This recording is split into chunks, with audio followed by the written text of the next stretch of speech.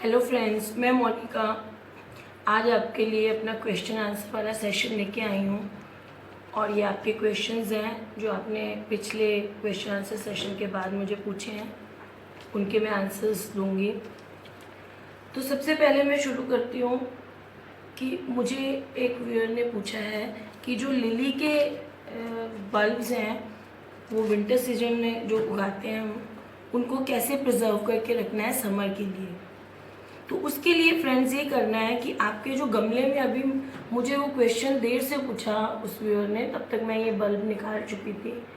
तो इस बल्ब को आप जब गमले में लगा हुआ हो, फ्लावर आके हट गए हो, तो इसको ऊपर से प्लांट को ऐसे काट दीजिए और इस बल्ब को लेकर अच्छी तरह इस पे से मिट्टी जो है, टूथब्रश होता है सॉफ्ट वाला, या वैसे ही इसको हाथ से अच्छी तरह इसकी मिट्टी झाड़ दीजिए। इसको धोइए नहीं, इसकी मिट्टी को अच्छी तरह से ऐसे झाड़ दीजिए, सारा इसको साफ कर लीजिए। उसके बाद इसको एक दिन के लिए आप सूखने के लिए छोड़ दीजिए। सूखने का मतलब ये नहीं है कि आप फुल धूप में छोड़ देंगे, इसको थोड़ी शेड में जहाँ थोड़ा सा लाइट भी अच्छी आती हो वहाँ पे इसको छोड़ दीजिए, तो ये सूख जाएगा। उसके बाद जब ये सूख जाएगा, जैसे मेरा ये ड्राई हुआ है, इसके से मिट्टी भी हटी हुई है, इस पर ये जो थोड़ी बहुत लीव्स और रह गई हों, इसको भी आप ऐसे काट दीजिए। ये आपका बल्ब है। इस बल्ब को मैं अभी एक ही बल्ब लेके बता रही हूँ आप लोगों को। तो इन बल्ब्स को आप लकड़ी का कार्डबोर्ड का, गत्ते का कोई भी एक डब्बा ले लीजिए। मैंने ये ले लिया है प्लास्टिक का, मेरे पास कार्डबोर्ड का था नहीं, आपको डेमोन्स्ट्रेट करने के लिए। कार्डबोर्ड के वो जो पैकिंग वाले आते हैं, यूँ ऐसे बंद होते हैं, गत्ते के डब्बे, वो ले लीजिए और उसमें कोकोपीट की एक ऐसे लेयर बिछाइए। ये देखिए कोकोपीट की ऐसे इसकी एक लेयर बना लीजिए। ये देखिए कोकोपीट की, ये कोकोपीट जो है ये देखिए मॉइस्ट है, मैंने इसको पानी में भिगो के मॉइस्ट किया हुआ है। अगर आपके पास सूखा वाला जो हम ड्राई करके रख लेते हैं वो भी है, तो उसको भी आप थोड़ा सा मॉइस्ट कर लीजिए। ये मॉइस्ट है, देखिए ऐसे इसकी मुट्ठी बननी चाहिए, ऐसा मॉइस्ट कर लीजिए। गीला भी नहीं होना चाहिए, बस इतना सा मॉइस्ट ऐसे ले लीजिए, इसकी लेयर बना लीजिए। और मेरे पास तो ये सिंगल बल्ब है, तो इसको मैं ऐसे रख रही हूँ। ये देखिए, अगर आपके पास ज़्यादा जितने भी बल्ब्स हैं ऐसे उनको रख दीजिए, थोड़ी थोड़ी दूर पर, टच करते हुए मत रखिए, थोड़ी थोड़ी दूर पर ऐसे इन बल्ब्स को रख दीजिए। और उसके बाद 2, 4, जैसे ये है, इसमें 5 बल्ब तक आ सकते हैं अगर इसी साइज के हों तो। ये देखिए, इनको ऐसे रख दीजिए। आप इनको ऐसे भी रख सकते हो और ऐसे भी रख सकते हो, ऐसे इसको रख दीजिए, क्योंकि डायरेक्शन का इसलिए फ़र्क नहीं पड़ता। अब हम इसके ऊपर एक बार और एक लेयर कोकोपीट की ऐसे लगा देंगे, तो सारे बल्ब्स जो हैं एक दूसरे से सेपरेट भी रहेंगे और मॉइस्ट उसमें रहेंगे। फिर आप उस गत्ते के डब्बे को पैक कर दीजिए। मैं तो ये ढक्कन है, ये करके आपको दिखा रही हूँ। गत्ते में पैक करने से आसानी रहती है, उसमें मॉइस्चर भी रहता है। प्लास्टिक में नहीं करेंगे, गत्ते के डब्बे में करेंगे आप। मैं प्लास्टिक इसलिए दिखा रही हूँ क्योंकि मेरे पास इस टाइम गत्ते का डब्बा अवेलेबल नहीं है। उसमें रख के आप इसको ढक के किसी भी डार्क जगह में रख दीजिए। और इसको आप थोड़ा 15-20 दिन, महीने बाद हल्का सा मॉइस्चर दे दीजिए, बहुत कम। जैसे पौधों में पानी देना है ऐसा मॉइस्चर नहीं देना है। जब आपको लगे कि कोकोपीट सूख गई है तो स्प्रे से हल्का सा उस कोकोपीट को आप गीला करेंगे, हल्का सा। आप ऐसा सोच लीजिए कि आप महीने में एक बार उसको हल्का सा गीला कर दें, ज़्यादा नहीं करना है उसको, महीने में एक बार करिएगा आप। बिल्कुल 1 महीने में एक बार उसको देख के हल्की से, अगर सूखा है तो उसको हल्का सा मॉइस्ट कर दीजिए। तो उससे क्या होगा, मॉइस्ट करने से क्या होगा कि ये बल्ब्स जो हैं वो डेड नहीं होंगे। लास्ट ईयर फ्रेंड्स मैंने अमेरिलस के बल्ब्स जो हैं सर्दियों के बाद प्रिजर्व किए थे, तो मैंने ये गलती की कि मैंने उनको गमले में काट के और गमले में यूँ ही छोड़ दिया था। मेरे वो बल्ब्स ठीक तो रहे, लेकिन मैंने उनको बीच बीच में पानी देना, मुझे ज़्यादा याद नहीं रहा। मैं सर्दियों में और प्लांट्स में लग गई, क्योंकि सर्दियों में फ्लावरिंग प्लांट्स बहुत लगे होते हैं, तो उसमें बिजी हो गई। तो वो क्या हुआ कि वो थोड़े से ज़्यादा ड्राई हो गए। तो अब वो स्प्राउट तो उनमें आ रहे हैं, लेकिन वो थोड़ा सा टाइम लेंगे। अगर मैं उनको बीच में थोड़ा सा लाइव रहने के लिए मॉइस्चर दे देती हूँ उनको, तो वो बल्ब्स बहुत हेल्दी रहते हैं मेरे, और वो बड़े होके अच्छे और जल्दी ग्रो करते हैं। तो आप ये गलती मत करिएगा, महीने में एक बार इसको डब्बे को खोल के देखिए और उसको थोड़ा सा मॉइस्ट कर दीजिए, तो वो सही रहेंगे। तो ये आप ऐसे लिली के बल्ब्स को, मैंने इसमें कोकोपीट लिया, आप इसमें थोड़ी सी वर्मिकोलाइट भी मिला लीजिए। वर्मी जैसे इतनी है, इसमें इतनी सी वर्मिकोलाइट भी मिला लीजिए। वर्मिकोलाइट का ये नेचर होता है कि वो मॉइस्चर को ट्रैप करता है और भी ज़्यादा, तो आपको पानी देने की और भी कम ज़रूरत पड़ेगी और ये बल्ब्स ज़्यादा अच्छी तरह लाइव रहेंगी। तो ये मैंने आपको बताया लिली के बल्ब्स के बारे में, जो आपको नेक्स्ट विंटर के लिए रखने हैं। एक मेरे व्यूअर ने पूछा है कि जैसे मैं आपको बताती हूँ, ये देखिए मेरा जीनिया का प्लांट है फ्रेंड्स, मैंने ज़्यादा धूप में इसको रख दिया 2 दिन। थोड़ा मैं एग्रो ग्रीन वाली नेट लगवा रही थी, तो इस पर इतना ध्यान नहीं दे पाई, तो इसकी पत्तियाँ थोड़ी थोड़ी देखिए सूख गई हैं। तो आप भी, ये समर के प्लांट हैं, इसका मतलब ये नहीं है कि आप इनको स्कॉर्चिंग हीट में रख दीजिए। हम यहाँ जयपुर में रहते हैं, यहाँ पे 44 टेम्परेचर हो गया है, तो इसका मतलब ये है कि इसको नेट के नीचे रख दीजिए और इस पर धूप छन के आएगी, वो बहुत है इसके लिए। इसको बिल्कुल सनलाइट में नहीं रखना है, उससे इसके पत्ते जलने लग जाएंगे, और मिट्टी को इसकी मॉइस्ट ही रखना है। तो उस व्यूअर ने मेरे को ये पूछा है कि आप, जैसे मैं हमेशा कहती हूँ कि फ्लावरिंग प्लांट्स जो होते हैं उनको ऊपर से कट कर देना चाहिए, ताकि वो उनका बुशी लुक आ जाता है। तो ये देखिए, ये मेरा प्लांट इतना बड़ा था, तो फ्रेंड्स मैंने इसको यहाँ से कट किया था। ये देखिए, ये आपको पॉइंट दिख रहा है, ये वाला प्लांट है, इसका भी पॉइंट दिख रहा है आपको, ये मैंने कट किया था। तो ये कट किया था, तो देखिए आप, इससे ये 2 ब्रांचेस निकली हैं। अब मैं इनको फिर से कट कर दूंगी, यहाँ से देखिए ये बर्ड आ रही है, अभी मैं इसको कट नहीं करूंगी। तो यही, ये मेरे ड्वार्फ वाले जीनिया है फ्रेंड्स, मेरे को गंदी आदत है, मैं जीनिया बोलती हूँ जीनिया को। तो देखिए मैंने इसको ये फिर दोनों को कट कर दिया, इनको भी मैं कट करूँगी।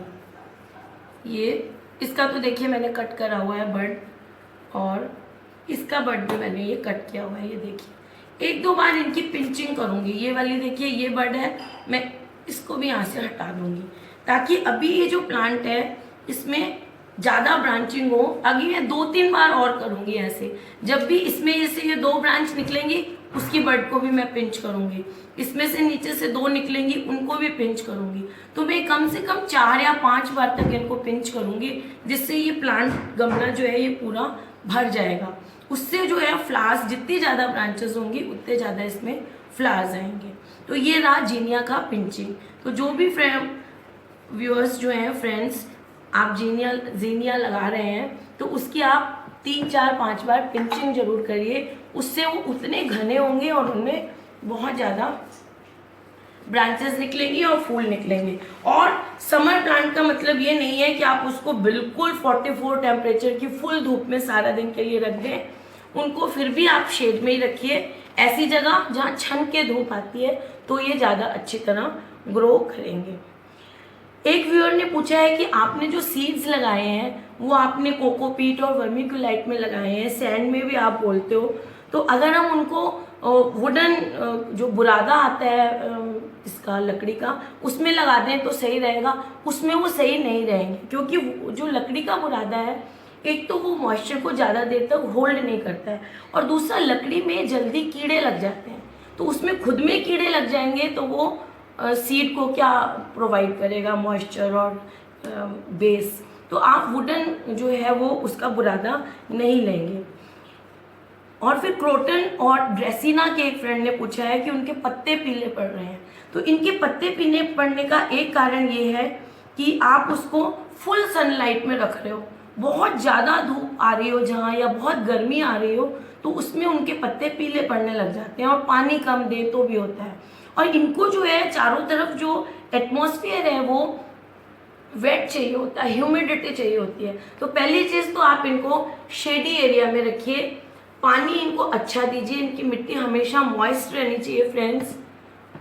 और दूसरी चीज़ ये है कि इनको आप पानी अच्छा दीजिए और शेडी एरिया में इनको रखिए। और एक चीज़, मॉइस्चर प्रोवाइड करने के लिए आप इनके नीचे एक पानी की ट्रे लेकर उसमें पत्थर रखकर उसके ऊपर इसको रख दीजिए। अगर ये नहीं कर सकते तो इनके पास में एक बाल्टी भर के पानी का रख दीजिए, ताकि दोपहर के टाइम में जब वाटर इवेपोरेट होगा तो गमले से वाटर इवेपोरेट नहीं होके बाल्टी में से वाटर इवेपोरेट होके और इनको ह्यूमिडिटी प्रोवाइड करेगा। गर्मी में फ्रेंड्स मैं एक चीज़ और कहना चाहती हूँ कि जैसे ही गर्मियाँ आती हैं आप अपने प्लांट्स के ऊपर ग्रीन नेट जरूर लगाइए, और उसके बाद फ्रेंड्स प्लांट्स को इकट्ठा करके रख दीजिए एक जगह, थोड़े से एरिया में उनको इकट्ठा करके रख लीजिए, क्योंकि गर्मी में हमें इनको गर्मी से बचाना जरूरी है। और प्लांट्स जब पास पास पड़े होते हैं, ग्रुप में पड़े हुए होते हैं, तो उनमें एक दूसरे से जो मॉइस्चर ट्रांसपिरेशन से निकलता है उससे उनका आपस का जो पूरा जो एटमॉस्फेयर है वो ह्यूमिड हो जाता है, तो प्लांट्स डेड नहीं होते हैं। और फिर जो आप वो जो प्लांट्स रख रहे हैं उनके बीच में एक जगह या दो जगह एक एक बाल्टी भर के पानी की रख दीजिए। उसके रखने से क्या होता है, ह्यूमिडिटी लेवल जो है प्लांट्स का बना रहता है और प्लांट्स मरते नहीं हैं। एक और व्यूअर ने पूछा है कि वर्मी कंपोस्ट दे सकते हैं हम गर्मी में। तो ये जो खाद देने का टाइम था, गोबर की खाद या कंपोस्ट या कोई भी खाद देने का समय जो है, बेस्ट सीजन होता है स्प्रिंग का सीजन, जो अभी निकल गया है, और नेक्स्ट आता है सितंबर में आप इसको दे सकते हैं। तो मैं तो अपने प्लांट्स को गोबर की खाद, कंपोस्ट वगैरह जो है साल में 2 बार देती हूँ। उसके बाद ज़्यादा मेरा मन करे तो 2 महीने में एक बार या महीने में एक बार थोड़ी सी, लेकिन गर्मी में मैं नहीं देती हूँ गोबर की खाद। अगर आपको गर्मी में इनको खाद देनी है तो लिक्विड खाद बना के आप दे सकते हैं। लिक्विड खाद जो मैं गोबर की बनाती हूँ, उसमें नीम खली वगैरह डाल के, मैंने उस पर अपना वीडियो भी डाला है, वो मैं एक बाल्टी में एक डब्बा डाल के डाइल्यूट करके वो इन प्लांट्स को दे देती हूँ। या फिर जैसे मैं आपको बार बार बताती हूँ कि मैं एनपीके दे देती हूँ, लेकिन एनपीके भी गर्मियों में मैं बहुत ज़्यादा डाइल्यूट वाला दूंगी। डाइल्यूट वाला इसलिए दूंगी कि इनको गर्मी में हमें कोई रिस्क नहीं लेना, प्लांट्स मरने का डर रहता है। और वर्मी कंपोस्ट और गोबर की खाद में इसलिए मना करती हूँ क्योंकि एक तो आप लोगों को किसी को पता चले नहीं चले कि वो पूरी तरह फुली डिकम्पोज्ड है कि नहीं, और फिर उनमें डिकम्पोजिशन का प्रोसेस चलता रहता है तो उससे गर्मी निकलती है।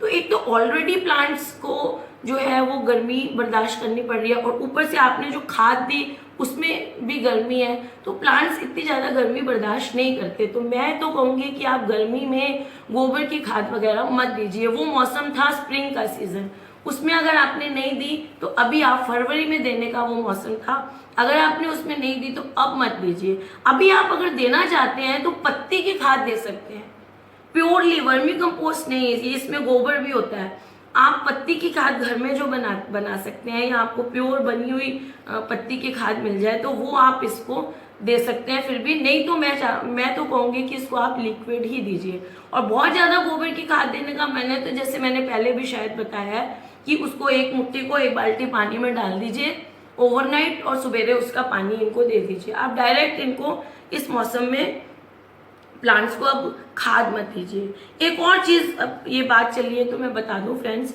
कि जब भी मैं 15 दिन में एक बार इन प्लांट्स को लिक्विड फर्टिलाइज़र देती हूँ, तो मैं जैसे 10 लीटर की बाल्टी ले ली तो उसमें मैं पर लीटर 1 चम्मच के हिसाब से, अब गर्मियाँ हैं तो मैं आधा चम्मच के हिसाब से, या उससे भी कम ले लें आप तो चलेगा, ज़्यादा नहीं लेना है, उसके हिसाब से एनपीके डाल दूंगी उसमें। फिर मैं उसमें इमिडाक्लोप्रिड दवाई आती है, वो पर लीटर 2 ml के हिसाब से वो डाल दूंगी। फिर थोड़ा सा पाउडर मैं उसमें बेविस्टिन का डाल दूंगी, और थोड़ा सा माइक्रो न्यूट्रिएंट पाउडर भी मैं उसमें डाल देती हूँ, माइक्रो न्यूट्रिएंट्स के लिए आता है। तो वो एक बाल्टी में आप आधा चम्मच वो भी डाल दीजिए, क्योंकि माइक्रो न्यूट्रिएंट्स आप ओवर कर देंगे तो भी वो सही नहीं है। तो इनिशियली अगर आप शुरू कर रहे हैं तो आधा चम्मच वो डाल दीजिए, वो मैं दे देती हूँ। क्योंकि प्लांट्स को क्या होता है फ्रेंड्स कि एक बार फंगल इन्फेक्शन लग जाए तो फंगल इन्फेक्शन हटना बहुत मुश्किल होता है। तो इससे अच्छा यही है कि कोई भी इंसेक्टिसाइड लगे तो आप इनको प्री ट्रीट करते रहें प्लांट्स को, क्योंकि ये खाने वाले प्लांट्स तो है नहीं, वेजीज होती हैं, उनमें हमें दिक्कत होती है कि हमने दवाई दे दी तो सब्जी में नुकसान होगा, उनको हमें खाना होता है। इनको हमें खाना तो होता नहीं है, जैसे हम भी तो एलोपैथिक मेडिसिन लेते हैं, वैसे इनको भी फ्रेंड्स मैं 15 दिन में एक बार इन मेडिसिन से स्प्रे कर देती हूँ, तो इन पे फंगल इन्फेक्शन हो ही नहीं। होने के बाद हम ठीक करेंगे, प्लांट आधा मर जाएगा, इससे पहले आप हर 15 दिन में एक बार इनको पहले से स्प्रे कर दिए। एक व्यूअर ने पूछा है कि मैम आप एनपीके को लिक्विड में घोल के पानी में स्प्रे क्यों करते हो, कोई भी मेडिसिन हो कुछ हो आप स्प्रे क्यों करते हैं। स्प्रे इसलिए करते हैं कि हमारे जो प्लांट्स होते हैं इनके पत्तों पे जब आप दवाई को या कोई फर्टिलाइजर को स्प्रे करते हैं तो वो इनके अंदर एक टिश्यू होता है, उस टिश्यू के थ्रू, फ्लोएम टिश्यू होता है, उसके थ्रू वो मेडिसिन या वो जो आप एनपीके दे रहे हो, जो भी चीज़ दे रहे हो, वो उसके थ्रू जड़ों तक जाती है। और दूसरा, डायरेक्ट प्लांट में जैसे आपने कोई चीज़ दे दी, वो न्यूट्रिएंट नीचे जड़ों से पत्ती तक आएगा, फिर वो फोटोसिंथेसिस में यूज होगा, फिर लीव्स हेल्दी होंगी। तो डायरेक्ट जब आप लीव्स पे डालते हैं, जैसे हमारी स्किन एब्जॉर्ब करती है ऐसे लीव्स में वो एब्जॉर्ब हो जाते हैं और उस एब्जॉर्ब होके ये रूट्स तक भी चले जाते हैं और इंस्टेंट काम करना शुरू कर देते हैं। इसलिए इनको स्प्रे करना भी जरूरी है। हर 15 दिन में आप स्प्रे कर दीजिए और कभी कभी बीच में थोड़ा सा दे भी दीजिए। वैसे आप गर्मियों में तो स्प्रे करिए और लिक्विड ही डालिए, स्प्रे कर दीजिए, नेक्स्ट डे थोड़ा थोड़ा लिक्विड डाल दीजिए, 1/4 चम्मच, जितना मतलब डब्बा जितना आप सर्दियों में देते हैं उससे थोड़ा कम ही डालिए। गर्मी में थोड़ा रिस्क रहता है, मैं आपको बोल दूं और आपके प्लांट्स जल जाए। एक व्यूअर ने पूछा है कि साइकस की जो लीव्स हैं, मैं साइकस पे अभी वीडियो भी बनाऊंगी कल तक, साइकस की लीव्स जो है वो पीली पड़ रही हैं। तो फ्रेंड्स ये जो मौसम है इसमें साइकस जो है बड़ा स्लो ग्रोइंग प्लांट है और उसकी जो आउटर वर्ल्ड जो होता है, आउटर रिंग की जो लीव्स होती हैं सबसे पुरानी, वो पीली पड़ेंगी, इस मौसम में पीली पड़ सकती हैं, उनको आप काट दीजिए। लेकिन उसके अलावा भी जो बाकी पत्तियां हैं उन पे पीला पीला जगह जगह से आपको दिख रही हैं या वो पीली होनी शुरू हो रही हैं या जो नई लीव्स आ रही हैं उन पे हल्का सा आपको पीला दिखता है, इसका मतलब है कि प्लांट को मैग्नीशियम की डेफिशिएंसी है। तो मैग्नीशियम डेफिशिएंसी के लिए आप उसमें एप्सम सॉल्ट डाल सकते हैं और थोड़ा सा पोटेशियम भी डाल दीजिए।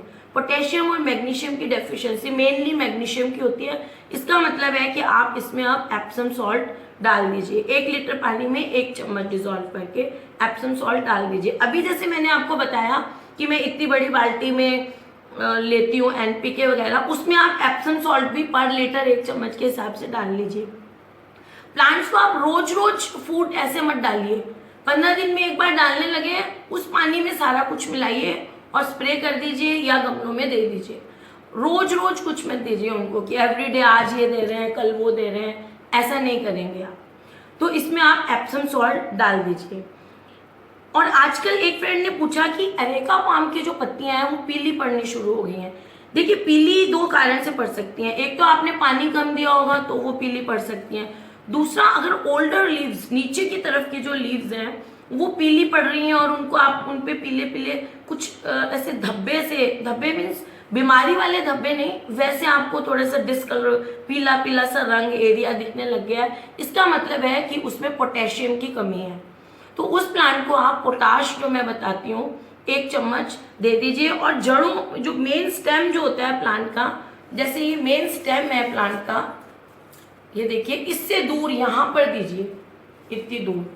और पोटाश देने से पहले अच्छी तरह पानी दे दीजिए गमले में, अच्छी तरह, और देने के बाद भी पानी दे दीजिए, नहीं तो आपका प्लांट जो है वो बर्न हो जाएगा। पोटाश बहुत तेज होता है, शायद मैं ये पहले भी बता चुकी हूँ, लेकिन ये बात चली है तो मैं एक बार और आपको ये बता दूँ। तो एरेका पाम की पत्तियाँ अगर पीली पड़ रही हैं और उसमें पुरानी पत्तियों में येलो येलो आपको स्पॉटेड एरियाज दिख रहे हैं, तो इसका मतलब उसमें पोटाश की कमी है। एरेका पाम में आप एप्सम सॉल्ट मत दीजिए कभी भी, वैसे सब प्लांट्स के लिए एप्सम सॉल्ट अच्छा होता है, एरेका पाम में मत दीजिए क्योंकि उसके जो पोटेशियम के एब्जॉर्प्शन को ये रोक देता है एप्सम सॉल्ट। तो आप इसमें स्पेशली इस प्लांट में पोटेशियम के एब्जॉर्प्शन को ये रोक देता है, इसलिए एरेका पाम को आप कभी भी एप्सम सॉल्ट मत दीजिए। एक फ्रेंड ने पूछा है कि रोज को हम कहाँ रखें, तो ज्यादातर सब बोलते हैं कि रोज को फुल सन अच्छा लगता है, सन नहीं अच्छा लगता है, लाइट अच्छी लगती है। तो जहाँ आपने रोज रखे हुए हैं वहां भी उनको 2-3 घंटे की धूप मिल जाए, ठीक है, और उसके बाद उनको लाइट मिलती रहे।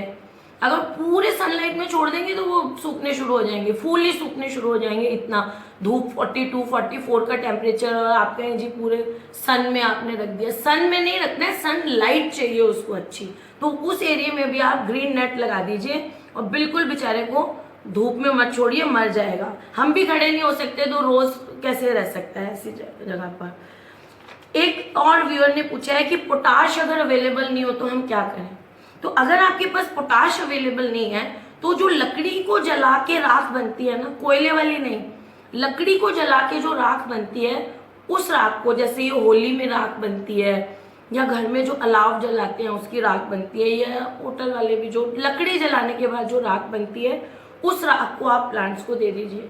उससे पोटाश भी मिल जाएगा और कई कीड़े भी मर जाते हैं। तो ये बहुत अच्छा इलाज है। रोज में एक फ्रेंड ने लिखा है कि पाउडर मिल्ड्यू हो गया है, उसको मैं केमिकल नहीं देना चाहती, तो मैंने आपको मेरे रोज के मिल्ड्यू पे मैंने एक अलग से वीडियो भी बनाया है और जिसमें भी लग जाए एफिड्स। इमिडाक्लोप्रिड का स्प्रे बहुत अच्छा रहता है, नीचे की तरफ ज्यादा होते हैं ये, तो उस तरफ इनको करना चाहिए। एक और फ्रेंड ने पूछा सीड स्टोर कैसे करें। ये भी चीज मैं पहले बता चुकी हूँ कि सीड्स आप लेके और राख, जो मैं पोटाश के लिए राख बता रही हूँ आपको वो, और इसके लिए तो कोयले वाली राख भी चलेगी।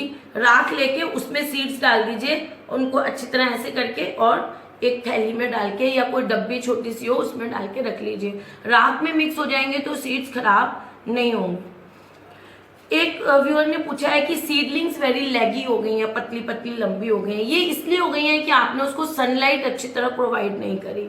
सनलाइट अच्छी तरह नहीं मिलेगी तो कोई भी प्लांट को आप देख लीजिए, अंधेरे में आप रखेंगे तो जैसे नवरात्रों में ये लगाते हैं जवारे बोते हैं तो उनको ऊपर से ढक देते हैं। ढकने से क्या होता है, डार्क में प्लांट बहुत लंबी ग्रोथ करता है। इसमें ग्रोथ करने वाला जो हार्मोन होता है जिब्रेलिन बहुत जल्दी बढ़ने लग जाता है, उससे प्लांट बहुत लंबा ग्रो करता है।